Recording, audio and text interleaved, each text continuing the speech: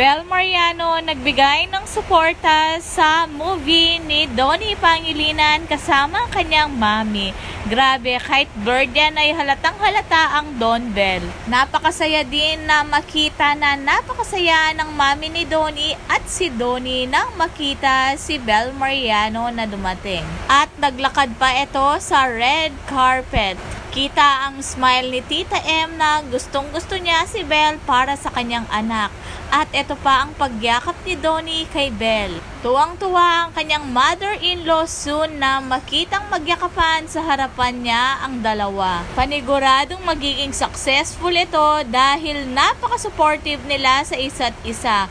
Hindi hadlang na kanya-kanyang work ang kanilang ginawa. Alam mo na genuine ang kanilang pagsasama. Wala kang makikitang inggit sa dalawa dahil ang goal nila ay matupad ang kanilang pangarap kahit individual ito or magkasama pa sila.